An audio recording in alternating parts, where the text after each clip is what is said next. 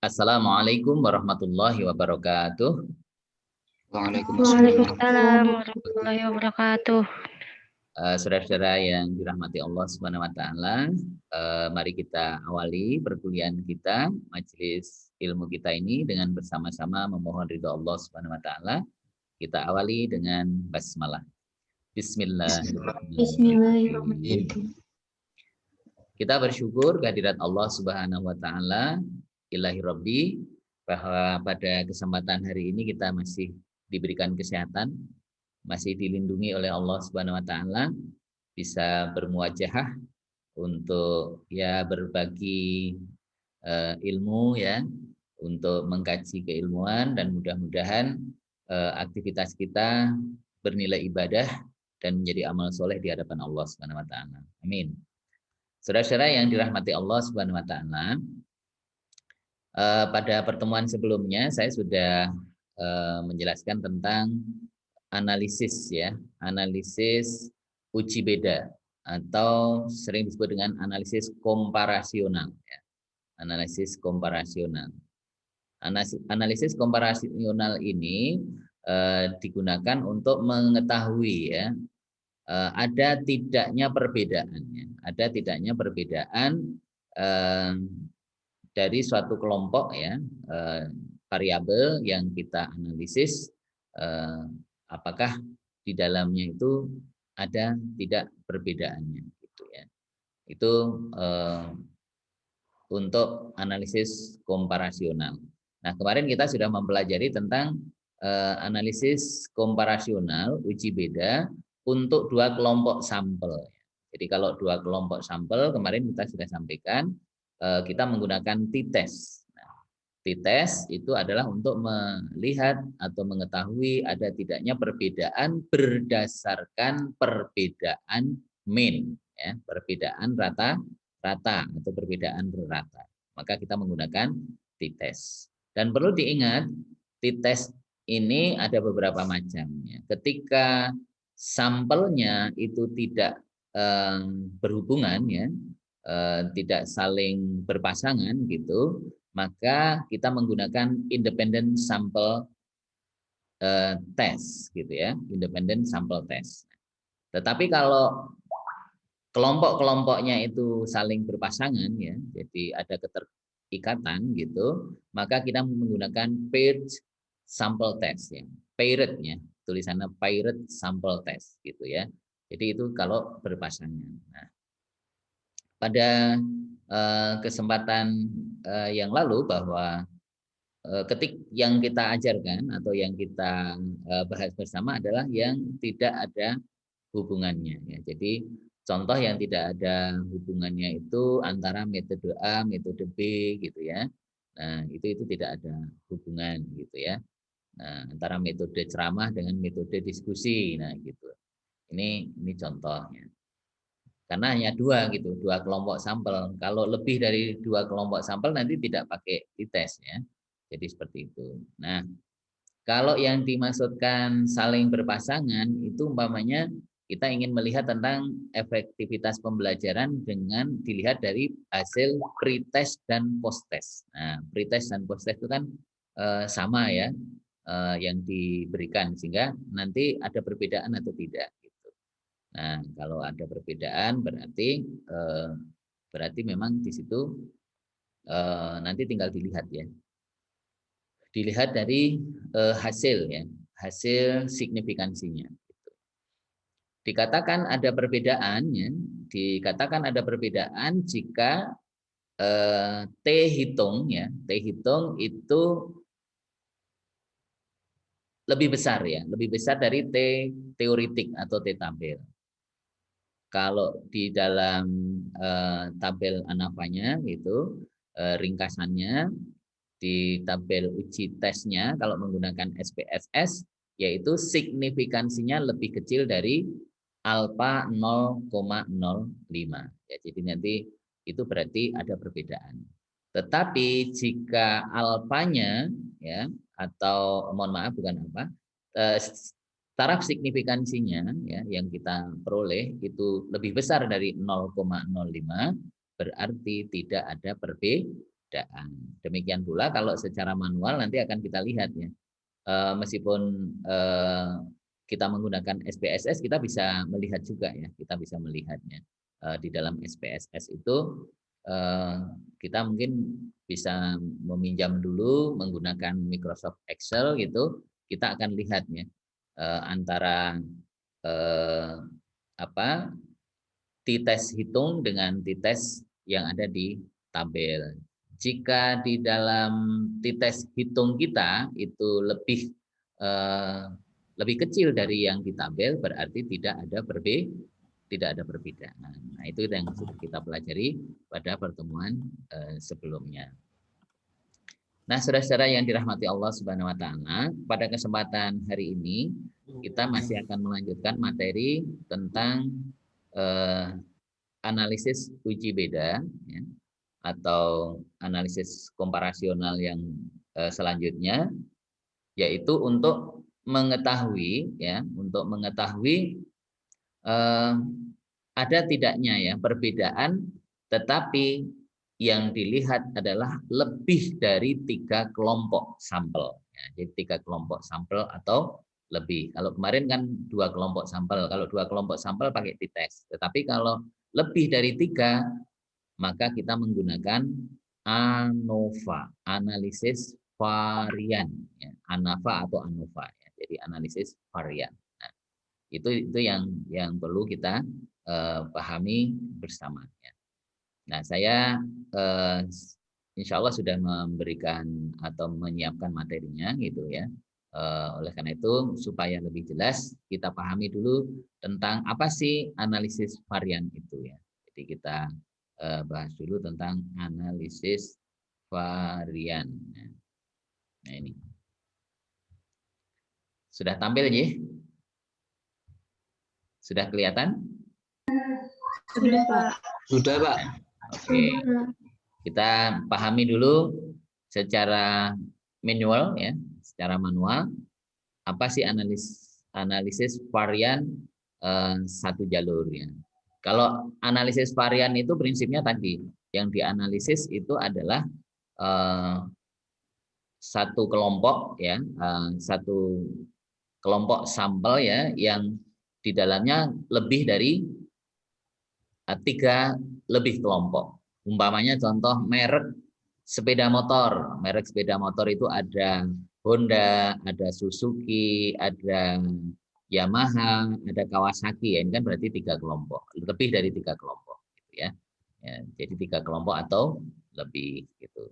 Nah, contoh lain, merek HP. Merek HP ada Samsung, ada Oppo, ada Vivo, kemudian ada Xiaomi gitu ya. Nah, Xiaomi atau apa namanya? Xiaomi, Pak. Xiaomi ya. Xiaomi, Pak. Batagor, Pak, Batagor. Oh ya. Ya, ingatnya Xiaomi kan, Xiaomi yang enak dimakan itu ya. Nah, itu kan berarti lebih dari 3 kelompok. Nah, yang perlu diingat bahwa di dalam analisis varian ini dikatakan satu jalur berarti di sini ada satu variabel bebas. Nanti ada ANAVA 2 jalur, berarti ada 2 variabel bebas. Kemudian nanti ada ANAVA 3 jalur, berarti ada 3 variabel bebas gitu. Nah, ANAVA 2 jalur, 3 jalur, 4 jalur dan seterusnya itu disebut dengan ANAVA faktoral ya. ANAVA faktoral gitu ya. Jadi seperti itu. Nah, sedangkan ANAVA 1 jalur itu sering diistilahkan kalau dalam bahasa Inggris one way ANOVA, one way ANOVA. Ya, jadi itu nanti akan kita lihat di materi kita. Nah, saudara-saudara yang dirahmati Allah, kita pahami dulu konsepnya. Konsep path ANOVA, one path ANOVA ya, atau one way ANOVA ya. Jadi ini sering disebut dengan ANOVA 1 jalur ya. Atau ANOVA 1 faktor gitu ya. ANOVA 1 faktor adalah teknik statistik parametrik yang digunakan untuk menguji perbedaan antara 3 atau lebih kelompok data berskala interval atau rasio yang berasal dari satu variabel bebas. Nah, jadi di sini harus kita ingat bahwa satu jalur itu satunya itu menunjukkan banyaknya variabel bebas. Kalau 2 jalur berarti 2 variabel bebas, 3 jalur 3 variabel bebas, dan seterusnya. Nah, ini berarti yang dianalisis itu adalah minimal 3 kelompok ya, 3 kelompok data ya, 3 kelompok data. Jadi umpamanya kelas A, kelas B, kelas C ya, umpamanya kayak gitu ya. Jadi kita ingin melihat tentang hasil belajar statistika berdasarkan kelas gitu ya. Nah, saya nanti bisa melakukan analisis ANAPA 1 jalur ini ketika nanti sudah saya akhir, nanti akan bisa saya bandingkan ada perbedaan atau tidak antara kelas A, kelas B, dan kelas C. Nah, itu bisa kita lakukan seperti itu. Nah, langkah ANAPA 1 jalur itu kalau secara manual ya, secara manual gitu, pertama harus melakukan upaya untuk menghitung jumlah kuadrat, sum of squares ya, sum of squares. Nah, itu ada jumlah kuadrat total disingkat JKT, kemudian ada jumlah kuadrat antar kelompok atau JKA, dan ada jumlah kuadrat dalam kelompok yang disingkat dengan JKD. Nah, JKD.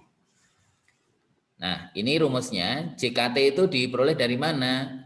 Yaitu jumlah total ya, jumlah total variabel seluruh variabel X gitu ya, kuadrat gitu ya, dikurangi dengan jumlah total variabel X yang dikuadratkan dibagi N ya, jadi seperti itu. Nah, jumlah total variabel X yang dikuadratkan dibagi N ini disebut dengan suku koreksi SK atau correction C gitu ya. Itu. Kemudian yang kedua untuk JKA yaitu jumlah kuadrat antar kelompok. Nah, maka di dalam analisis uji beda itu ada istilah antar kelompok dan dalam kelompok. Nah, maka di sini nanti harus memenuhi asumsi. Jadi kalau antar kelompok itu harus bervariasi, ya, nggak boleh homogen, harus heterogen. Jadi kalau antar kelompok itu harus heterogen. Contoh tadi merek kendaraan, ada kendaraan bermotor, sepeda motor umpamanya, ada Honda, ada Yamaha, ada Suzuki dan Kawasaki.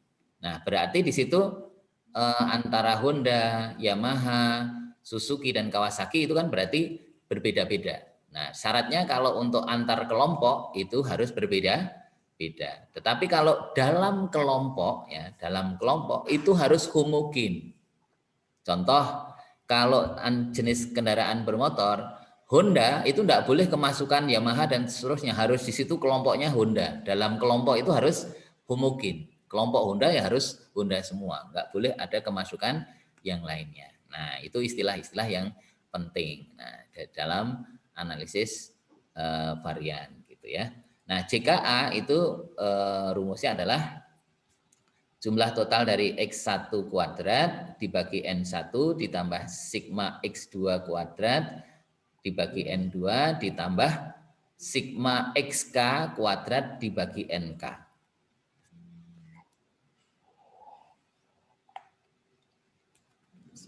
K itu melambangkan banyaknya kelompok ya. Jadi kalau kelompoknya 10 ya berarti di situ K-nya itu sampai sigma X10 gitu ya. Nah, dibagi N10 gitu. Nah, jadi seperti itu. Apa boleh kita ada 10 kelompok? Boleh, nggak ada yang melarang gitu ya. Yang penting jelas gitu ya.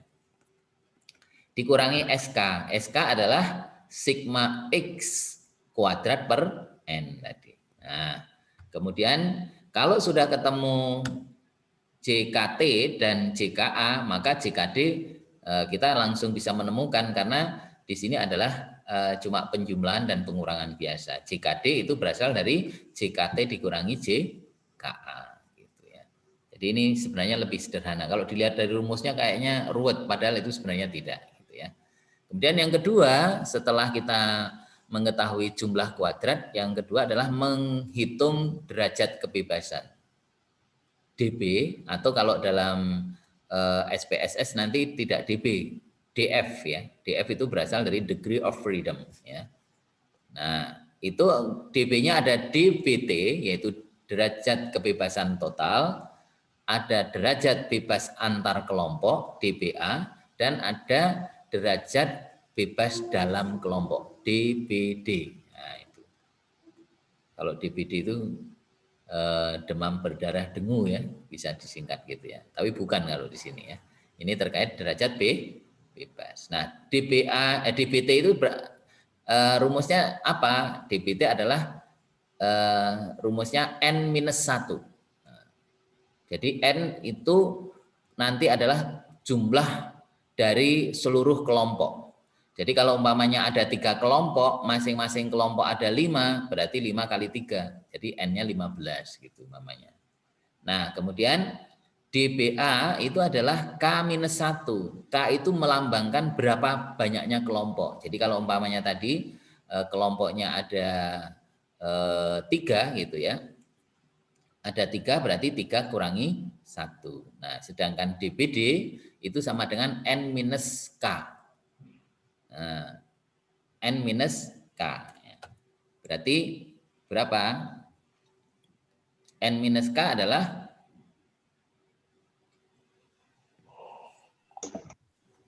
Jumlah 15 dikurangi dikurangi kelompok. 3 ya, 3. Kalau kelompoknya tadi 3 kan? 15 dikurangi ya 3. 15 ada 3 kelompok, masing-masing kelompok ada 5 kan, berarti seperti itu. Nanti akan kita tunjukkan contohnya. Kemudian menghitung rata kuadrat yang ketiga ini. Rata kuadrat atau rata-rata kuadrat, mean of square ya. Itu ada 2, yaitu rata kuadrat antar kelompok RKA dan rata kuadrat dalam kelompok RKD.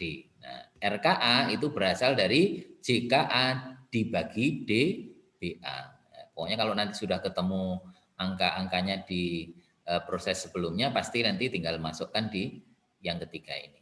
Kemudian RKD itu merupakan perbandingan antara atau diperoleh dari JKD dibagi DBD. Nah, itu yang ini. Yang keempat ini langsung menghitung F-nya. Nah, F itu selalu muncul ketika apa? Yang dianalisis itu lebih dari 2 ya. 2 variabel atau 2 kelompok ya. Karena minimal 3 kelompok di sini ya. Maka itu menggunakan rasio F ya, atau kalau yang kemarin itu adalah harga F ya gitu. Nah, F itu berasal dari mana? F hitung itu berasal dari RKA dibanding dengan RKD ya. Perbandingan antara RKA dengan RKD gitu ya. Oke, mohon maaf sebentar.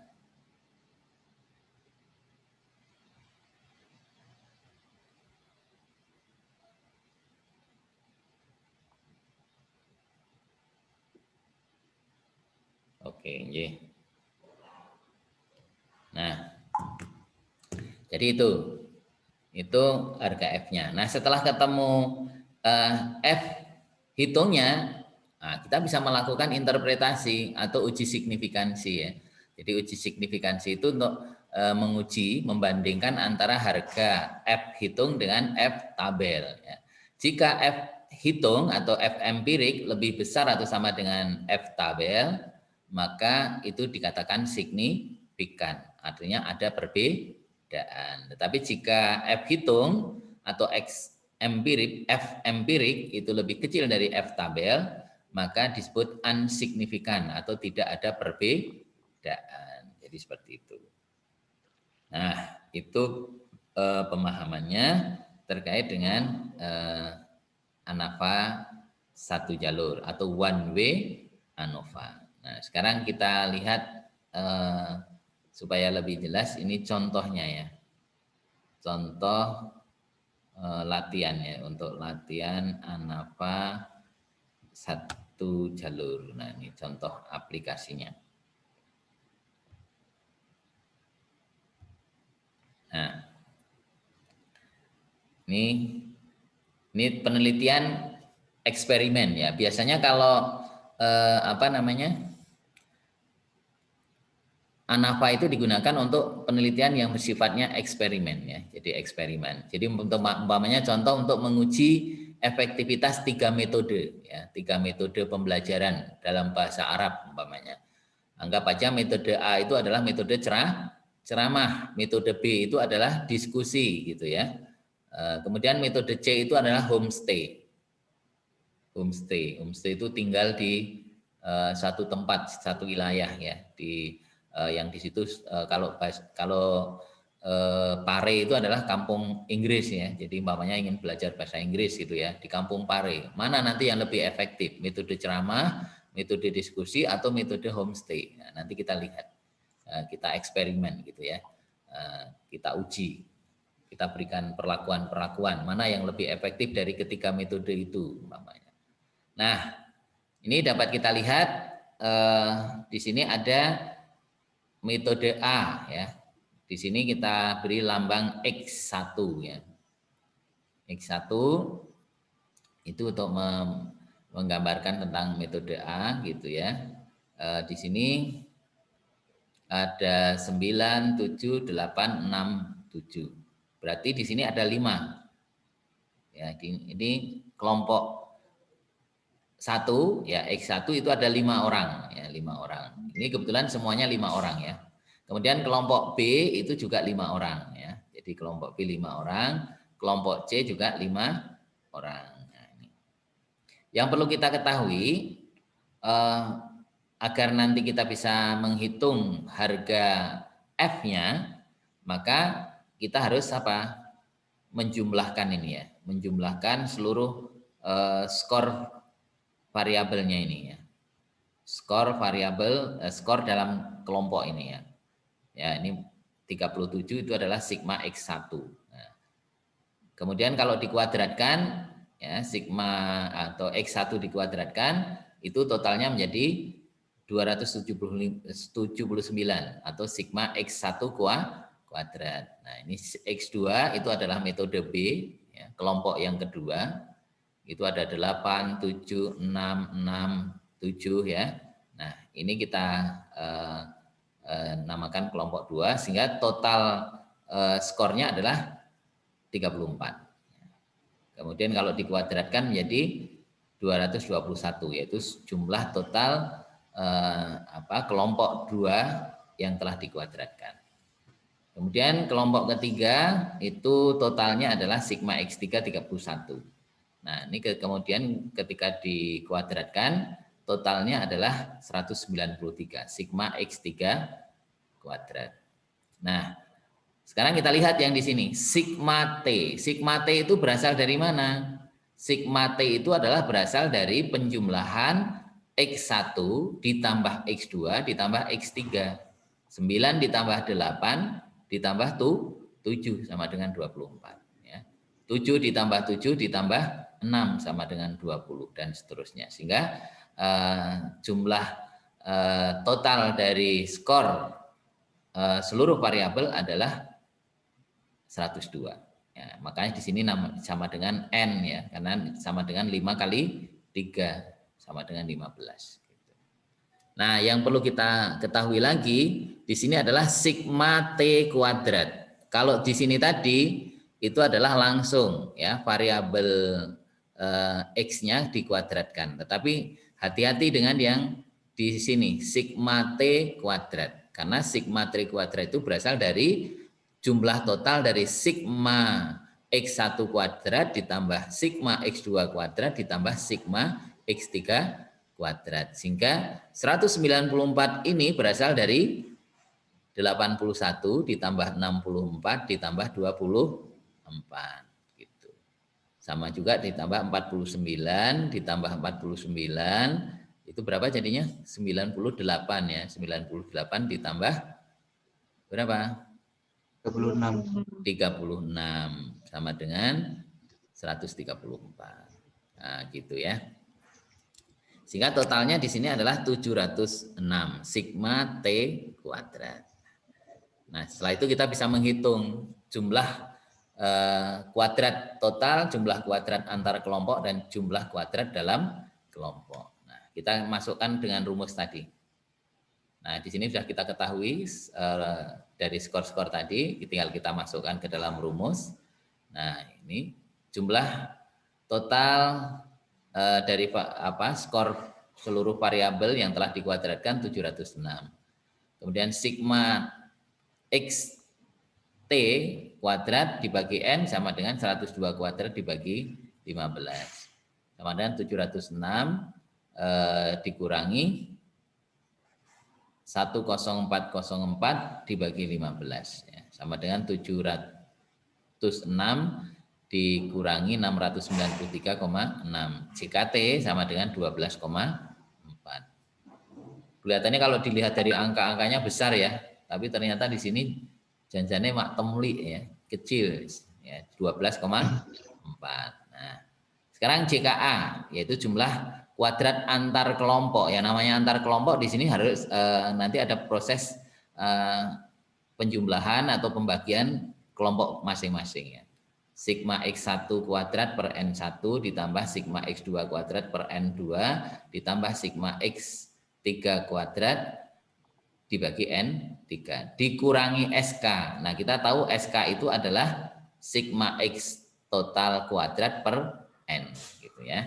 Nah, sehingga bisa kita langsung masukkan ke dalam rumus. 37 kuadrat dibagi 5 itu sama dengan 273,8. 34 kuadrat dibagi 5 berarti 231,2 ditambah 31 kuadrat dibagi 5 192,2 dikurangi berapa? Nah, ini sudah ada di atas ya, 693,6 sama dengan 3,6. Nah, kalau sudah ketemu JKT dan JKA maka JKD langsung bisa kita temukan. JKD karena apa? JKD itu adalah berasal dari selisih antara JKT dengan JKA. 12,4 dikurangi 3,6 sama dengan 8,8. Jadi ini ya, kelihatannya kalau dilihat dari rumusnya serem, tapi kalau sudah dimasukkan sebenarnya simpel banget ya, juga gampang gitu.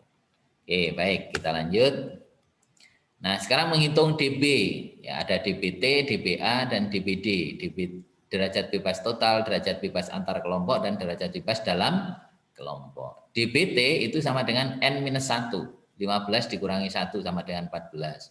DBA itu adalah K-1, K itu adalah banyaknya kelompok yang dianalisis tadi. Kan tadi ada 3 kelompok, A, B, C, ya. Jadi 3 dikurangi 1 sama dengan 2. Sedangkan DBD itu adalah N-K. Sama dengan 15 dikurangi 3. Jadi sama dengan 12. Nah, setelah itu menghitung RKA dan RKD. Karena sudah ketemu JKA dan DBA, maka kita tinggal masukkan ke dalam rumus 3,6 dibagi 2 sama dengan RKA-nya 100,8.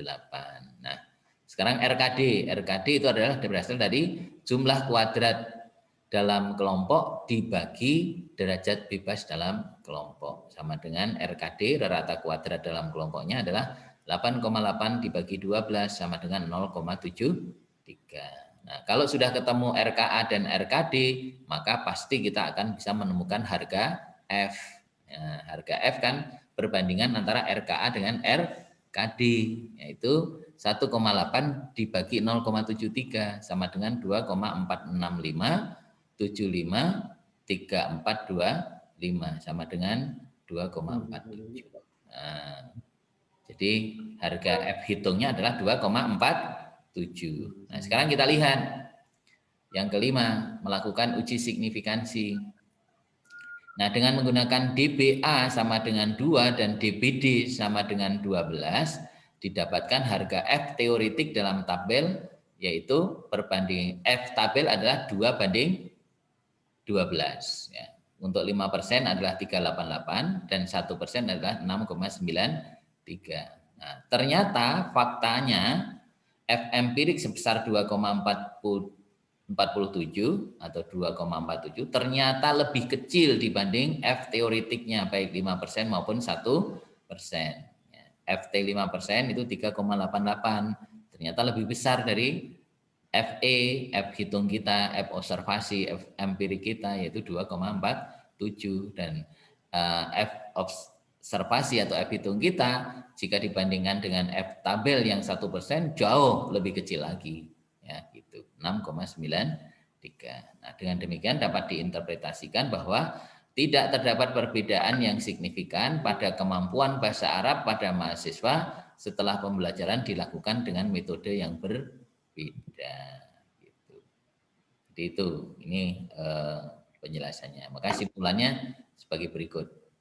3 metode pembelajaran yang berbeda tidak menunjukkan efektivitas yang berarti ya dalam pembelajaran bahasa Arab. Hal ini ditunjukkan oleh rata yang diperoleh dari ketiga metode, ya, metode A dengan rata-rata 7,4 dan metode B dengan rata-rata 6,8 serta metode C yaitu dengan rata-rata 6,2. Jadi seperti itu. Nah, inilah saudara-saudara yang dirahmati Allah Subhanahu wa taala tentang materi kita ya. Nah, ini metode A kok 7,4 itu dari mana? Nah, 7,4 itu dari ini. Dari data ini ya, 37 dibagi 5 gitu ya. 37 dibagi 5 maka menjadi 7,4. Nah, sedangkan 6,8 metode B 6,8 itu diperoleh dari yang kedua yaitu 34 dibagi 5. Dan kemudian yang terakhir berapa nih? 6,2 itu berasal dari 31 dibagi 5. Ya, itu. Ini materi kita pada kesempatan hari ini ya. Mudah bukan? Mudah ya. Pokoknya dianggap mudah sajalah gitu ya. Jangan dianggap sulit gitu ya. Nah, ya, Pak. Sekarang kita akan mencoba ya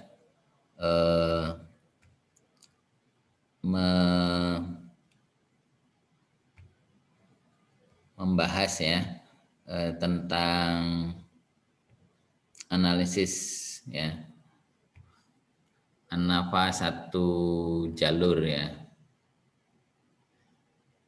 ANAFA 1 jalur ya, tutorial ya. Tutorial ANAFA 1 jalur by SPSS. Nah. Good grammar and spelling are important, but if you want to write essays that inspire. Baik. Nah, saudara-saudara yang dirahmati Allah Subhanahu wa taala, selanjutnya saya ingin menunjukkan kepada saudara ini contoh ya. Contoh bagaimana kita melakukan ANAFA 1 jalur ya. ANAFA 1 jalur dengan SPSS. Selamat malam, berjumpa dengan saya Sahid Raharjo dalam video panduan analisis data menggunakan program SPSS. Dalam kesempatan malam hari ini saya ingin menyampaikan pembahasan kita tentang uji one way ANOVA dengan SPSS. Konsep dasar dalam uji one way ANOVA, poin yang pertama, istilah lain dari uji one way ANOVA atau analysis of variant adalah uji ANOVA 1 faktor. Ya, jadi kalau ada orang yang menyebutnya uji ANOVA 1 faktor, itu maksudnya adalah uji atau analisis one way ANOVA gitu. Poin berikutnya, uji one way ANOVA berguna untuk menguji perbedaan rata-rata data lebih dari 2 kelompok. Jika hanya terdapat 2 kelompok, itu kita bisa menggunakan uji independent sample test. Tetapi ketika kelompok variabel faktor itu lebih dari 2, maka kita menggunakan one way ANOVA. Poin selanjutnya, persyaratan penggunaan uji one way ANOVA. Poin yang pertama, sampel berasal dari kelompok yang independen satu dengan yang lainnya. Maksudnya begini, di sini saya ada contoh data penjualan handphone untuk merek Samsung, Oppo, Vivo, dan Lenovo. Maksud dari kelompok independen tidak berhubungan satu sama lain itu adalah merek Samsung, Oppo, Vivo, dan Lenovo ini tidak memiliki hubungan satu dengan yang lainnya atau sampel independen. Berikutnya, poin yang kedua, variabel faktor bersifat non-metrik atau bukan berupa data angka. Variabel kontrol di sini adalah Samsung, Oppo, Vivo, dan Lenovo atau merek telepon. Jadi ini kan bukan angka ya, tetapi pengkategorian. Jadi maksudnya data non-metrik itu seperti itu. Berbeda ketika data contohnya gaji. Gaji itu kan berupa angka langsung. Jadi gajinya berapa? 30.000, 100.000, itu kan berupa angka. Jadi syarat dalam uji one way ANOVA adalah data non-metrik untuk variabel faktor. Poin yang ketiga, masing-masing kelompok berdistribusi normal. Jadi sebelum kita melakukan analisis one way ANOVA, kita menguji kenormalan data dulu. Dan hasilnya harus normal. Poin yang terakhir, varian antar kelompok harus homogen atau sejenis. Ini adalah syarat-syarat atau prosedur sebelum kita dapat menggunakan one way ANOVA untuk menganalisis data penelitian kita. Baik, ini adalah konsep dasar tentang uji yang kita pelajari malam hari ini. Selanjutnya saya akan membahas tentang contoh kasus serta penyelesaiannya nanti seperti apa. Jadi, contoh kasusnya begini.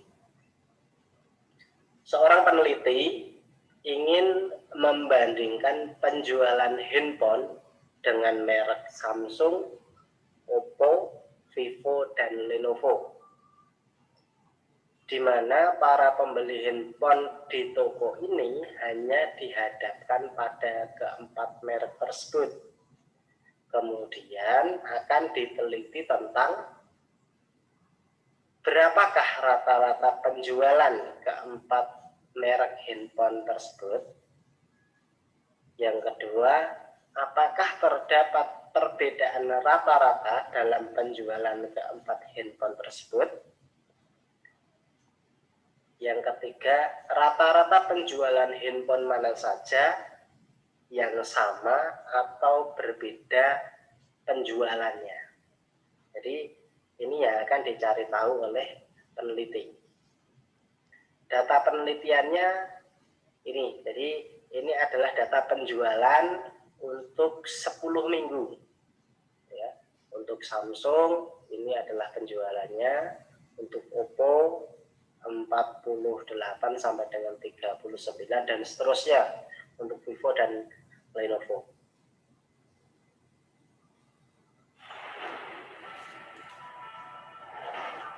What do you want to be when you're done here?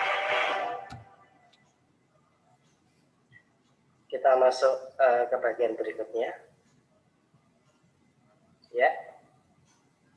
langkah-langkah uji one way ANOVA.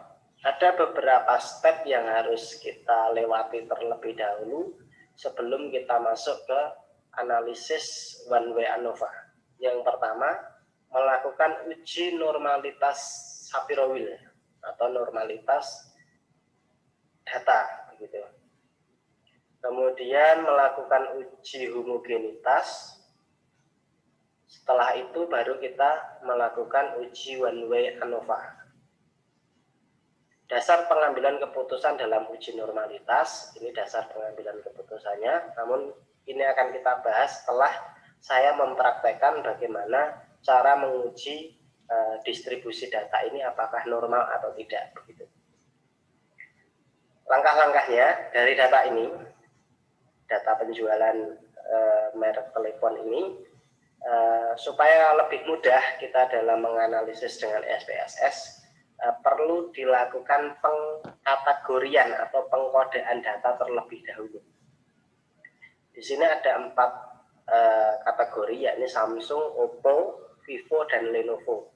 Datanya disusun sebagaimana data yang sudah saya susun di sini. Nah, seperti ini. Merek 1, ya, merek dengan kode 1, ini menunjukkan produk Samsung, 2 untuk Oppo, 3 untuk Vivo, kemudian 4 untuk Lenovo. Sedangkan di kolom sebelah kanannya atau kolom C ini adalah penjualannya. Jadi disusun ke bawah seperti ini supaya kita nanti lebih mudah ketika menginput data menggunakan SPSS. Baik, untuk pengkodean data mudah-mudahan jelas ya. Kemudian kita akan melakukan uji normalitas. Caranya saya buka dulu untuk program SPSS. Seperti ini tampilan dari SPSS. Selanjutnya saya klik variabel view. Oke. Saya perbesar dulu biar lebih jelas. Untuk name yang pertama, ini saya tuliskan X ya. Saya tuliskan X. Kemudian pada bagian label, X ini menunjukkan variabel faktor ya. Label saya tuliskan merek gitu. Merek artinya merek telepon seluler. Kemudian pada bagian values saya klik di sebelah sini ya, klik kiri ya, kemudian muncul kotak dialog values label. Pada bagian value yang pertama itu saya ketikkan 1, pada bagian label saya ketikkan sesuai dengan pengkodaan data tadi. 1 berarti Samsung, 2 Oppo, 3 Vivo, 4 Lenovo. 1 saya ketikkan Samsung. Lalu saya add. Kemudian 2 tadi apa ya? Oppo ya. Oh, seperti ini. Saya add. 3 adalah Vivo. Vivo. Ya.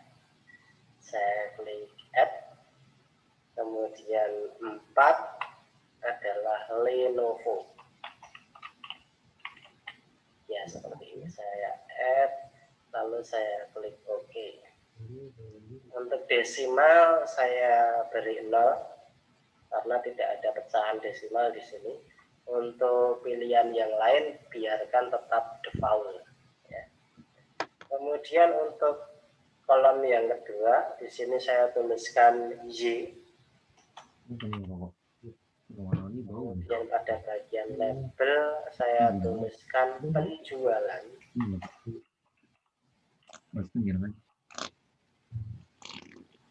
Untuk desimal saya kasih 0 karena tidak ada pecahannya juga.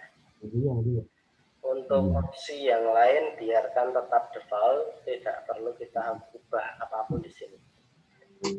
Ini proses pemberian nama untuk variabel penelitian. Selanjutnya saya klik data view.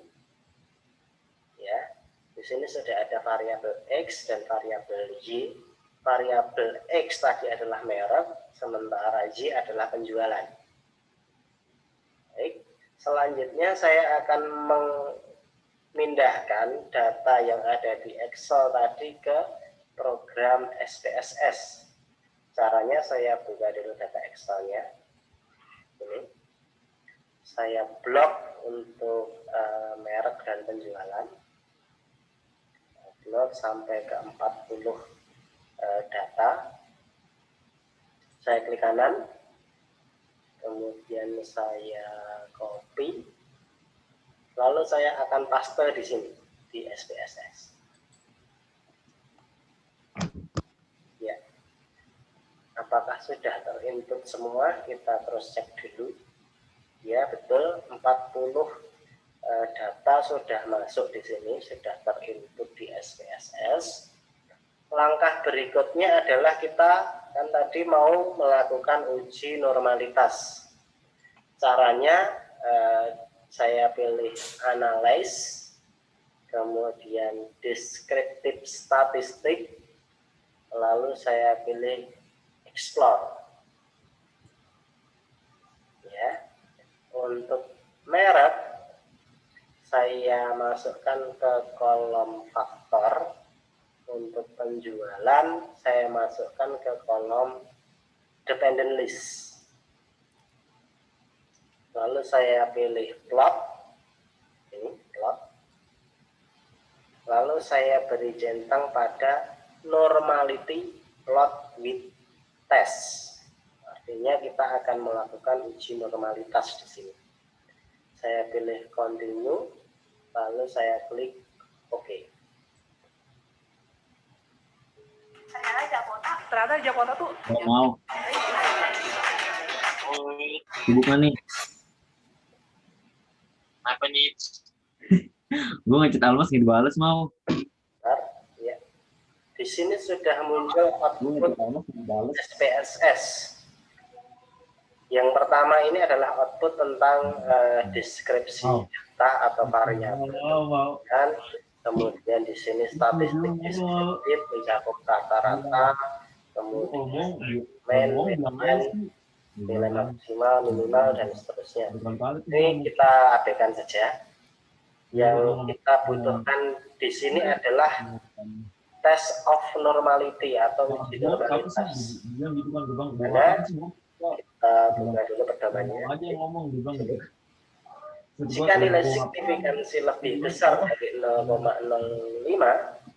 maka data berdistribusi normal. Sebaliknya, jika signifikansi lebih kecil dari 0,05, maka data tidak berdistribusi normal. Dari output SPSS ini terlihat nilai signifikansi. Nilainya lebih besar dari 0,05. Contoh, untuk variabel Samsung itu, di sini terlihat nilai signifikansinya sebesar 0,6. Artinya lebih besar dari 0,05. Sehingga dapat dikatakan bahwa variabel Samsung berdistribusi normal. Begitu juga dengan variabel yang lain. Nilai signifikansinya lebih besar dari 0,05. Itu berarti syarat yang pertama dalam uji normalitas sudah terpenuhi. Halo Mas, siapa itu yang voice-nya diaktifkan? Tolong ditutup dulu. Selanjutnya kita akan melakukan uji homogenitas untuk apakah varian data ini homogen atau tidak. Kemudian baru kita lanjut ke uji one way ANOVA. Di sini uji homogenitas dan uji one way ANOVA bisa dilakukan secara bersamaan. Ya. Kita minimize dulu untuk outputnya. Ini output normalitas. Ini gambar plotnya. Jadi kita abaikan saja. Yang kita butuhkan adalah nilai signifikansinya untuk mendeteksi normalitas tadi. Familines. Kita masuk ke data lagi. Ya, ini data penelitiannya tadi. Kita akan melakukan uji ANOVA sekaligus uji homogenitas. Caranya saya klik analyze, kemudian saya pilih comparison, lalu saya pilih one way ANOVA. Baik, di sini muncul kotak dialog. Untuk merek kita masukkan ke kolom faktor. Ya. Untuk penjualan saya masukkan ke kolom dependent list. Kemudian saya pilih post hook.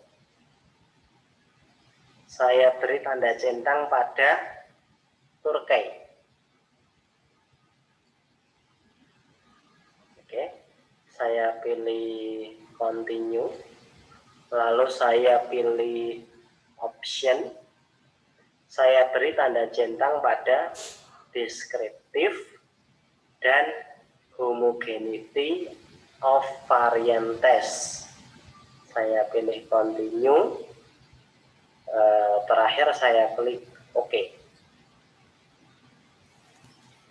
Baik, di sini di output SPSS sudah muncul tabel-tabel outputnya, tinggal kita interpretasi atau kita maknai dari output ini.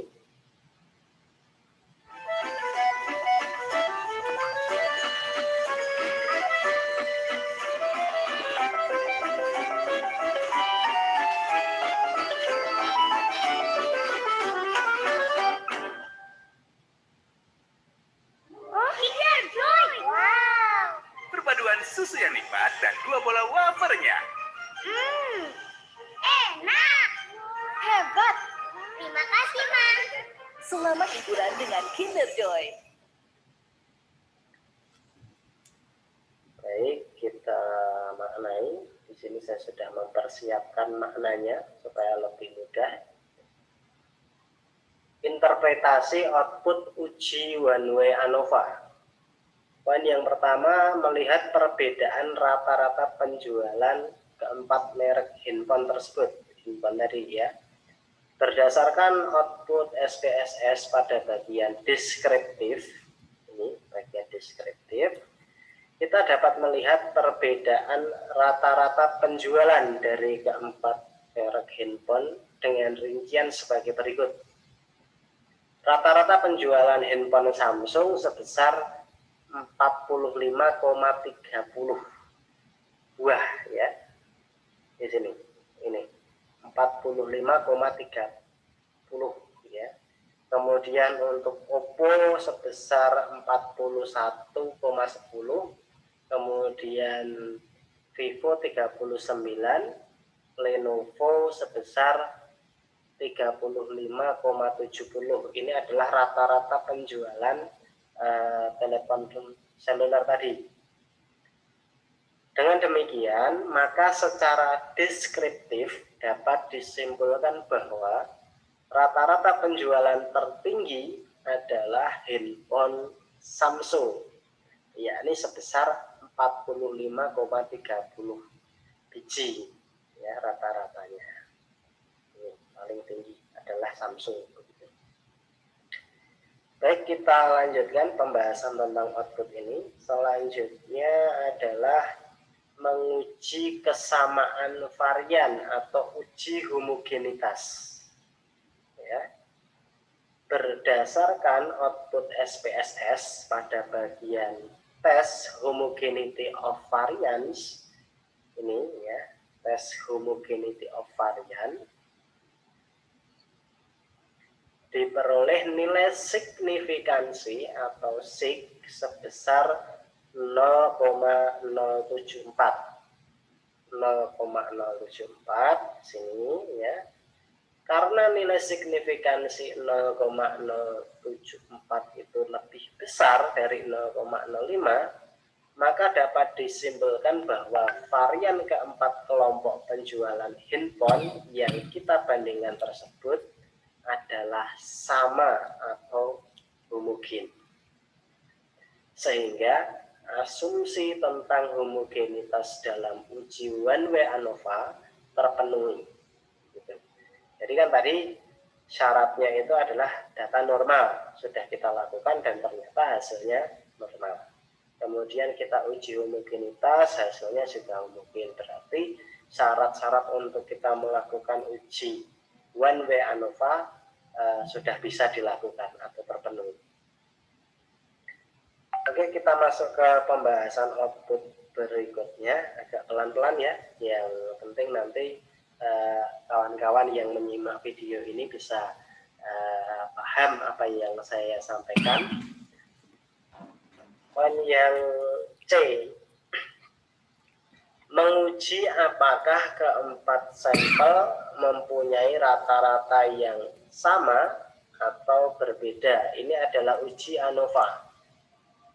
Ya, dasar pengambilan keputusan dalam analisis ANOVA atau uji ANOVA, jika nilai signifikansi lebih besar dari 0,05, maka rata-rata penjualannya adalah sama dari keempat merek.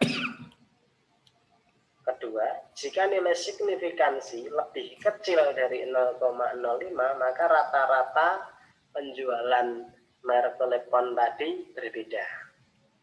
Ini output ANOVA ya. Berdasarkan output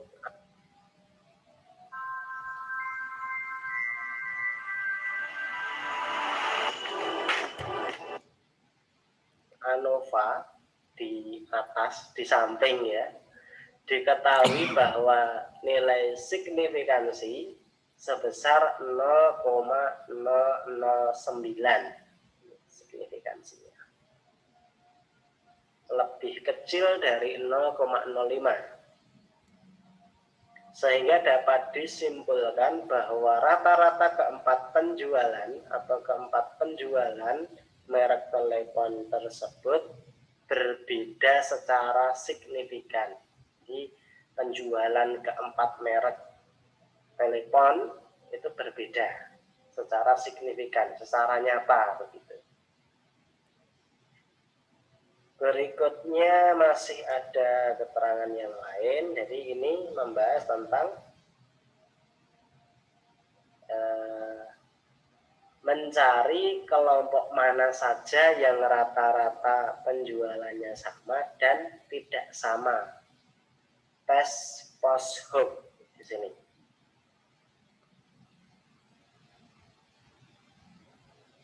Ya, kita baca dulu keterangannya. Pengujian Turkey HSD adalah pengujian perbandingan jamak untuk menentukan apakah rata-rata penjualan tersebut signifikan dalam jumlah analisis varian. Sebagai contoh, kita akan membandingkan rata-rata penjualan handphone Samsung dengan Oppo. Angka perbedaan rata-rata penjualan merek handphone tersebut adalah 4,200 ya. Ini sini perbedaannya, rata-rata perbedaannya 4,200. Angka 4,200 ini diperoleh dari rata-rata, nilai rata-rata atau means pada output deskriptif untuk penjualan telepon Samsung tadi pada analisis deskriptif sebesar 45,30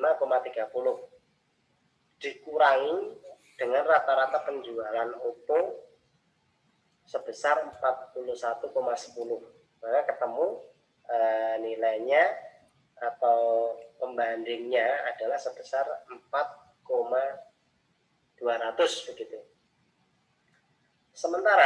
Sementara itu perbedaan rata-rata penjualan berkisar minus 3,06 di sini.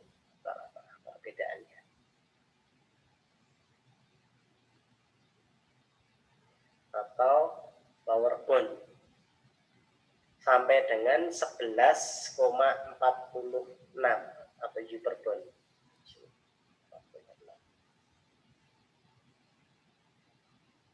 Pada tingkat kepercayaan 95%. 95% itu standar statistik atau jika kita definisikan dengan tingkat kesalahan 5%,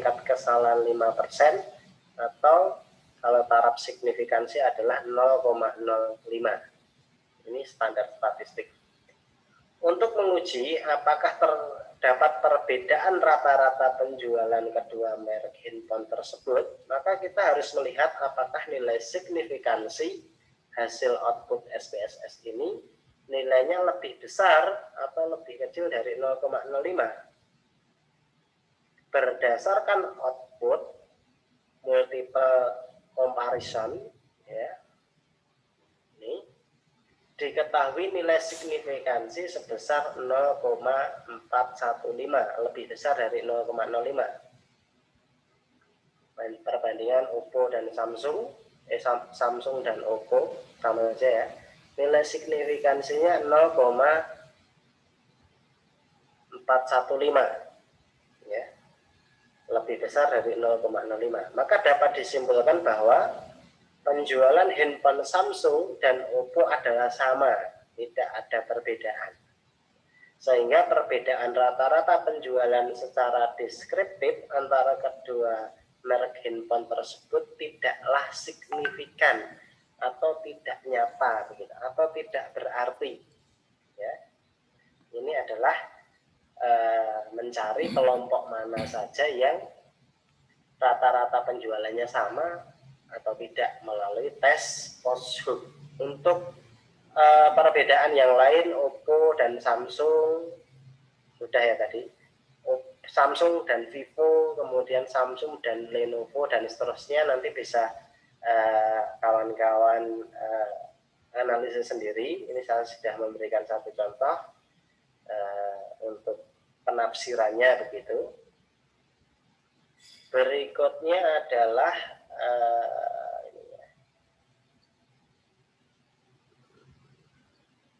melihat kesamaan rata-rata penjualan keempat merek handphone. Untuk melihat kesamaan rata-rata, maka kita akan menggunakan output tukai HSD ya. Ini R-nya harusnya dihapus, tapi ya sudahlah, tidak apa-apa. Ini outputnya. Pada subsit 1 terdapat data penjualan Lenovo, Vivo, dan Oppo. Subsit 1. Nih, subsit 1. Terdapat penjualan untuk merek telepon Lenovo, Vivo, dan Oppo. Samsung tidak ada di sini di subset 1. Artinya rata-rata penjualan ketiga merek handphone tersebut tidak mempunyai perbedaan yang signifikan atau sama. Rata-rata penjualannya sama. Walaupun secara angka berbeda, namun tidak signifikan, tidak besar, tidak berarti. Dengan kata lain, rata-rata penjualan Lenovo, Vivo, dan Oppo adalah sama. Kemudian pada subset kedua terdapat data penjualan Vivo, Oppo, dan Samsung. Subset yang kedua ini, yang ada adalah Vivo, Oppo, dan Samsung. Artinya sama ya, rata-rata penjualan ketiga merek handphone tidak mempunyai perbedaan yang signifikan atau sama. Jadi ini sama. Vivo, Oppo, dan Samsung. Sehingga pembuatan kesimpulannya dalam uji One Way ANOVA, dalam riset eksperimen ini rata-rata penjualan Samsung dan Lenovo saja yang berbeda. Sedangkan rata-rata penjualan handphone merek lain adalah sama.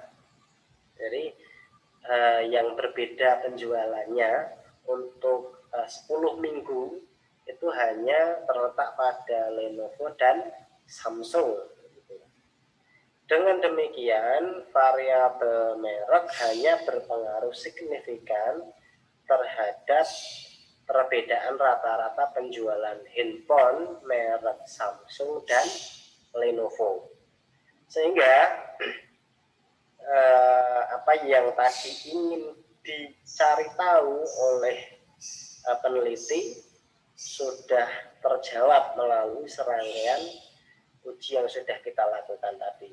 Berapakah rata-rata penjualan sudah ketemu? Apakah terdapat perbedaan rata-rata dalam penjualan keempat merek handphone tersebut? Tadi juga sudah ketemu. Kemudian yang ketiga, rata-rata penjualan handphone mana saja yang sama atau berbeda? Yang sama tadi sudah ketemu. Ini sama ya, Vivo, Oppo, Samsung sama, kemudian Lenovo, Vivo, Oppo sama. Yang berbeda hanya Lenovo dan Samsung. Gitu.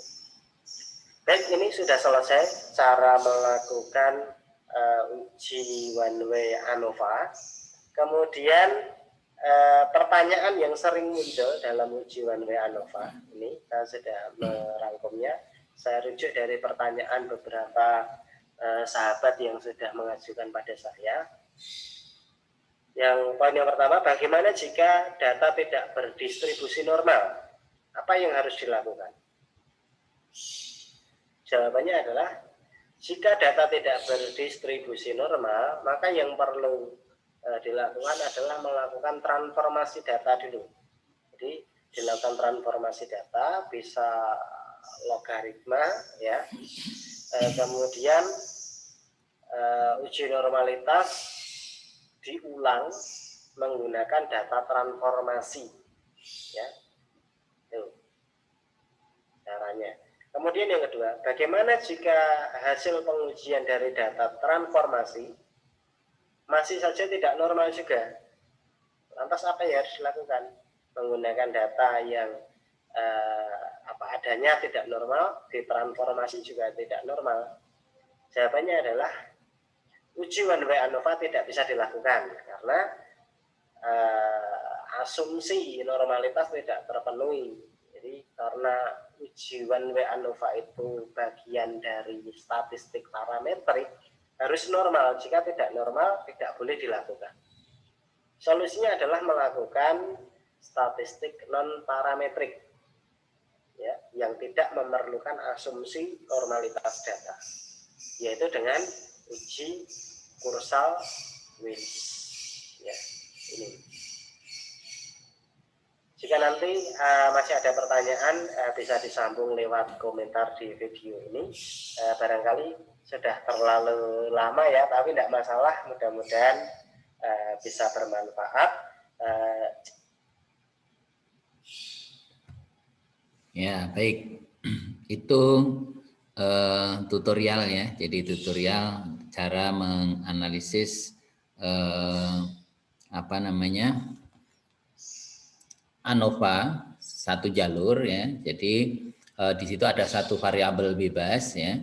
Variabel bebas yang dicoba dilihat dengan beberapa kelompok grup data tadi ya. Jadi tadi ada 4 kelompok gitu ya. Jadi di situ sampelnya itu ada dikelompokkan menjadi 4 kelompok gitu. Jadi seperti yang saya sampaikan di awal, kalau satu jalur itu berarti variabel bebasnya 1. Kalau 2 jalur berarti variabel bebasnya 2. Kalau 3 jalur berarti variabel bebasnya 3 gitu ya. Jadi itu tentang analisis varian ya. Untuk lebih lanjut, untuk mengetahui bagaimana ANOVA 2 jalur, 3 jalur dan seterusnya, nanti Anda bisa melihat video tutorial tersendiri ya. Silahkan nanti bisa lihat video tutorial di YouTube atau di tutorial-tutorial yang lain. Nah, saudara-saudara yang dirahmati Allah Subhanahu wa taala, itu tadi materi kita ya. Jadi terkait dengan analisis varian. Karena ini merupakan kuliah yang terakhir ya, kuliah yang terakhir untuk mata kuliah statistika pendidikan. Sekali lagi saya mengingatkan begini. Jadi untuk lebih mudahnya nanti Anda silahkan pilih mau pakai ANOVA atau pakai regresi berganda. Cuma 2 pilihan. Nah, tapi kalau saya lebih menyarankan nanti saudara di dalam membuat tugas nanti pakai regresi berganda saja ya. Regresi berganda dengan minimal 3 variabel ya. Boleh 4 variabel, tapi minimal 3 variabel. Nah, jadi seperti itu. Video tutorialnya sudah saya berikan di Google Classroom. Silahkan nanti diakses di Google Classroom ya. Video tutorial tentang analisis regresi ganda ya. Jadi itu saudara nanti bisa melihat terus seperti apa teknisnya, nanti bisa dipraktekkan ya sambil latihan. Kemudian yang perlu saya ingatkan kembali, nanti saya berharap jumlah respondennya sebaiknya 50 ke atas ya. Jadi lebih dari 50 ya, lebih dari 50. Kenapa? Supaya nanti samplingnya atau sampelnya itu terpenuhi gitu ya. Kalau kurang dari 50 itu biasanya nanti tingkat errornya nanti menjadi lebih tinggi gitu ya. Yang Anda asumsikan nanti ada pengaruh, jadi tidak ada pengaruh ketika menggunakan regresi. Ketika itu pakai ANOVA yang harusnya asumsi Anda ada perbedaan, bisa jadi nanti tidak ada perbedaan. Karena besar kecilnya sampel itu sangat besar pengaruhnya terhadap hasil akhir gitu ya. Nah, itulah saudara-saudara yang dirahmati Allah terkait dengan materi-materi kita dalam statistika pendidikan gitu. Jadi nanti dalam bentuk video mulai sekarang Anda sudah bisa mulai mengerjakan gitu ya, mengerjakan sehingga nanti pas UAS jadwalnya UAS Anda tinggal maksimal terakhir mengumpulkan ya, tinggal maksimal terakhir mengumpulkan. Jadi seperti itu. Nanti dikumpulkannya kemana? Lewat Google Classroom aja. Lewat Google Classroom aja dikumpulkannya ya. Biar ini nanti kan di sana ada file drive ya. Di situ nanti file kelas itulah nanti untuk mengumpulkannya ya. Jadi bisa biar bisa kelihatan. Cuma kalau umpamanya tidak pengen dilihat teman-temannya yang lain ya pakai pribadi juga nggak apa-apa ya. Jadi seperti itu. Nah, nanti dibuat, kemudian dibuat link dengan YouTube ya, biar nanti suatu saat kalau memang bagus kan bisa di-subscribe oleh orang lain gitu ya, bisa diikuti oleh orang lain kan, jadi lebih bagus gitu ya. Nah, ini materi kita tentang statistika pendidikan mulai dari awal sampai akhir. Saya mohon maaf tidak bisa memberikan materi sampai 28 kali tatap muka ya. Kalau idealnya itu 28 kali gitu ya. Tapi karena masa pandemi ini memang banyak dikurangi gitu ya. Ya tidak apa-apa. Yang penting materinya nih meskipun saya padat-padatkan itu, tapi sudah sampai ANAVA ya. Kalau yang normal itu kemarin saya sampai ANAVA 2 jalur ya. Sampai ANAVA 2 jalur. Tapi karena terbatasnya waktu, karena ini adalah pekan terakhir, maka ya ANAVA 1 jalur saya kira sudah cukup lah untuk memberi bekal paling tidak terkait dengan statistika pendidikan ini. Oke. Baik, monggo kalau mungkin ada respon, tanggapan, pertanyaan dipersilahkan sebelum kita akhiri. Tafadhol. Kira-kira bisa dipahami tadi materi yang saya tampilkan tadi? Insya Allah bisa, Pak. Insya Allah bisa ya. Tapi mohon maaf saya yang hari ini, yang ini 2 kali ya, yang regresi berganda dan juga ANAVA 1 jalur, saya terpaksa pinjam punyanya Pak Syahid Raharjo ya.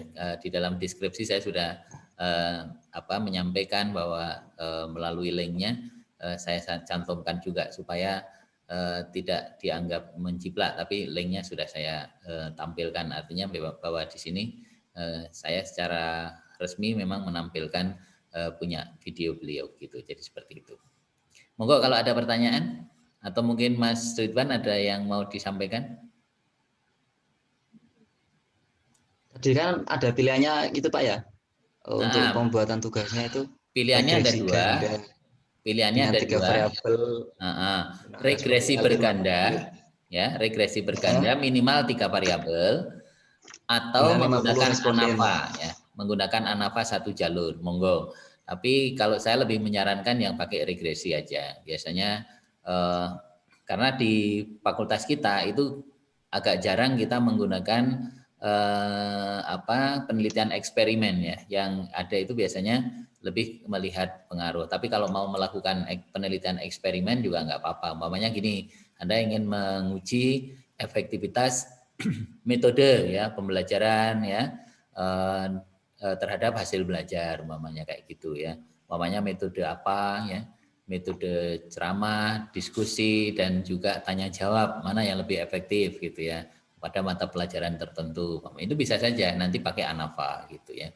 Jadi ini contoh-contoh yang mungkin bisa diakses oleh saudara gitu. Itu pilihan-pilihannya. Monggo silahkan kalau ada lagi yang lain. Pak, mau tanya, itu datanya Boleh. harus dari jurnal kan? Gimana? Datanya harus dari jurnal. Jadi yang dari jurnal itu utamanya adalah judulnya. Judul saja. Judulnya. Jadi kalau datanya nanti jangan yang dari jurnal, nanti kan Anda tinggal mindah kalau yang dari jurnal gitu, ya. Nah, datanya nanti dibuat sendiri nggak apa-apa, ya. Tapi yang ya mirip-mirip nggak apa-apa, tapi dibuat berbeda dengan yang persis di jurnal. Tapi kalau judulnya wajib, ya, jadi nanti mencantumkan jurnalnya apa, judulnya apa gitu, ya. Itu nanti di referensi perlu disampaikan, ya, dari jurnal apa gitu, ya, itu disampaikan, ya. Itu untuk apa, verifikasi atau legitimasi keabsahan gitu, ya, jadi seperti itu. Begitu Mbak Erina? Ya Pak, makasih. Yang lain monggo. Kalau tidak ada berarti saya nyatakan cukup, dan sekali lagi kalau selama mendampingi perkuliahan dalam mata kuliah statistika pendidikan ini banyak kekurangan, ada yang kurang jelas, ya, saya mohon maaf yang sebesar-besarnya. Mudah-mudahan ilmu yang kita kaji bersama-sama itu dapat menjadi bekal di dalam hasanah, ya, pengembangan ilmu pengetahuan, sehingga kita dapat memetik hasilnya, ya, memetik hasil dan bisa menjadi amal soleh dan amal ibadah bagi kita semuanya. Amin, amin ya rabbal alamin. Mari kita akhiri pertemuan ini dengan bersama-sama berdoa, bermunajah kepada Allah Subhanahu wa taala. Mudah-mudahan diijabah sehingga kita akan memperoleh keberkahan dari Allah Subhanahu wa taala. Amin ya rabbal alamin. Amin. Allahumma salli ala Muhammad wa ala ali Muhammad. Alhamdulillahi rabbil alamin. Hamdan yuafi ni'amahu wa yukafi mazidah. Ya Rabbana lakal hamdu kama yanbaghi li jalali wajhika wa 'azimi sultanik. Rabbana zalamna anfusana wa illam taghfir lana wa tarhamna lanakunanna minal khasirin. Rabbana la tuzigh qulubana ba'da idh hadaitana wa hab lana min ladunka rahmah innaka antal wahhab. Allahumma arinal haqqa haqqa warzuqna ittiba'ah wa arinal batila batila warzuqna ijtinabah. Rabbana atina fid dunya hasanah wa fil akhirati hasanah wa qina azabannar. Subhana rabbika rabbil izzati amma yasifun. Wassalamun alal mursalin. Walhamdulillahi rabbil alamin. Amin. Sekali lagi ada kekurangan mohon dimaafkan. Akhirul kalam. Assalamualaikum warahmatullahi wabarakatuh. Waalaikumsalam. Terima kasih Bapak. Sama. Sehat-sehat selalu Bapak. Amin, amin. Semuanya sehat.